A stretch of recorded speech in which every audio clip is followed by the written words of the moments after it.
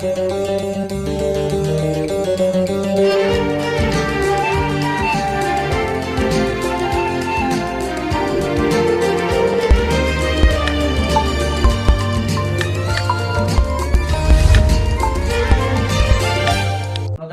සංඛ්‍යාව කාගේසි. අපි බලමු කරන්නේ කොහොමද කියලා. සාවිත සිතාගත් සංඛ්‍යාව 4ෙන් ගුණ කරලා. අපි දන්නවද මේ හිතාගන්න සංඛ්‍යාව? ඒ හින්දා අපි ඔන්නෝම හිස් කොටුවක් දානවා.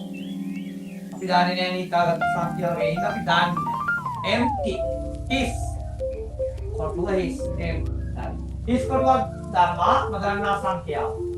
තාරත් සංඛ්‍යාව 4ෙන් ගුණ කරනවා 4ෙන් ගුණ කරනවා.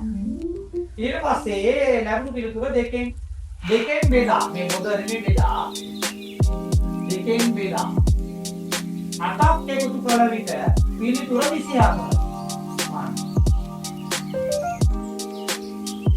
අපිට දන්නේ නැහැ සංඛ්‍යාව උත්තේ.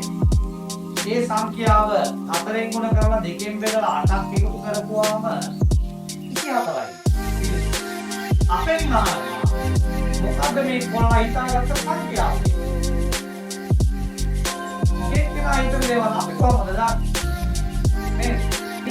මේ ක්‍රමයේ පැත්තට ගිහින් රිවර්ස් කරන්න අනිත් පැත්තට ගිහින්. දැන් මේක මේ පැත්තට ගේනවා. මේක මේ පැත්තට ගේනකොට මේ ගණිත කර්ම හැම එකකම විරුද්ධ කර්මයෙන් මේක රිවර්ස් කරනවා. අනිත් පැත්තට හරවනකොට මේකේ තියෙන ගණිත කර්ම කොහොම අනිත් පැත්තට යන්නේ? එකතු කිරීම තිබුණොත් අඩු කරන්න ඕන. අඩු කිරීම තිබුණොත් එකතු කරන්න ඕන. බෙදීම තිබුණොත් ගුණ කරන්න ඕන. ගුණ කිරීම තිබුණොත් බෙදන්න ඕන. හරි. ඔන්න දැන් අපිට කියන්නේ 24 අපි මේ පැත්තට ගෙනාවා. බලමු මේ ගාන. මම මේ දාලා තියෙන ගාන තමයි මාර්කයක් පුළුවන්. මේක පුළුවන් 24 ගන්න. අට එකතු කරන්න කියන්නේ. එකතු කිරීම තියෙන්නේ. එහෙනම් මොකක්ද? ඊට පස්සේ බෙදීම තියෙන්නේ. එහෙනම් ගුණ කරනවා. ගුණ කිරීම තියෙන්නේ. බෙදනවා. දැන් බලන්න මේක විතරක් බලන්න. 24න් 8ක් ගියම 10. පැතිකින් ගියා. මේ 24න් 8ක් ගියම 10. 16 දෙකෙන් ගුණ කරපුවාම 32යි. බලන්න 32 4න් බෙදුවාම 8යි.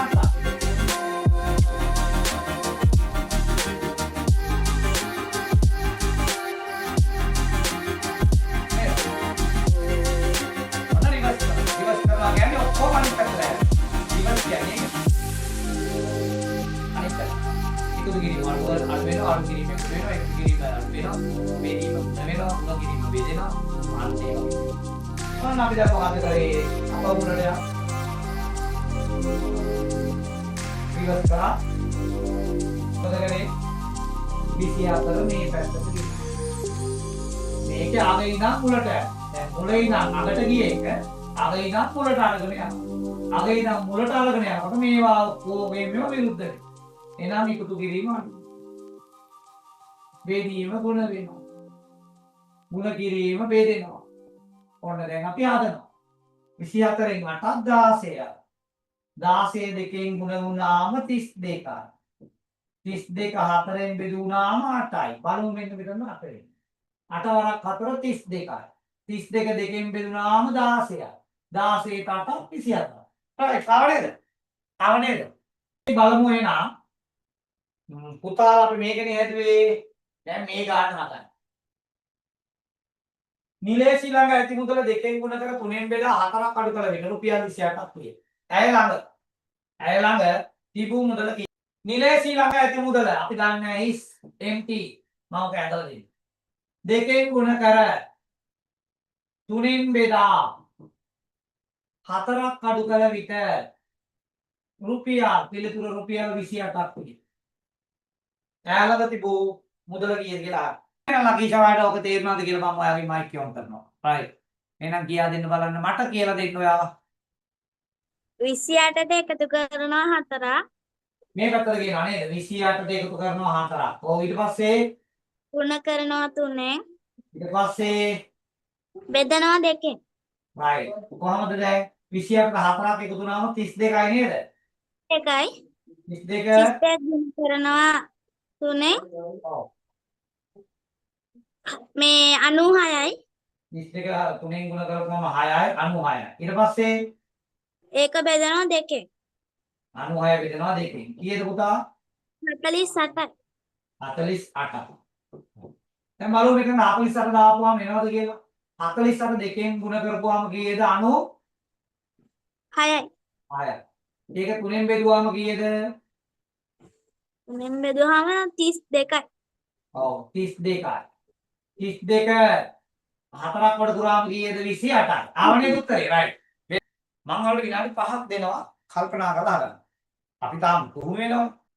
රනිල් කඩේට ගොස් ඉතිරි මුදල අම්මාට දුන්න අතර ඇය එය ඔන්න ඉතිරි මුදල තමයි මේ අපි දාන්නේ නැති.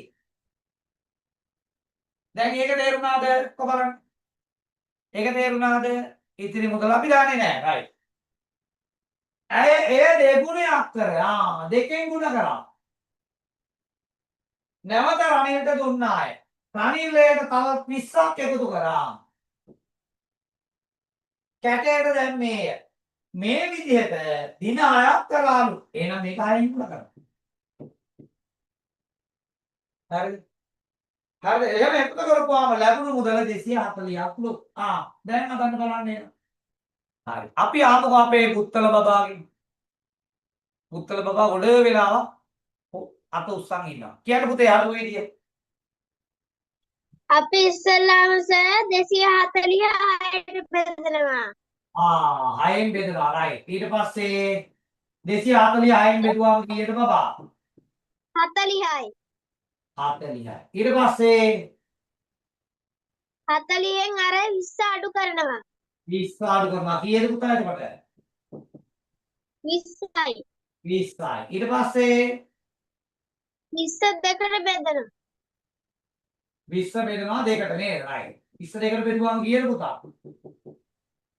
10යි දැන් මේ උත්තරේ හරියට බලමු 10 වරක් 2 20යි 20ට 20ක් 40යි 40 වරක් 240යි හරි නේද? very good. බොහොම හොඳයි. මං කිව්වේ ඒක සර්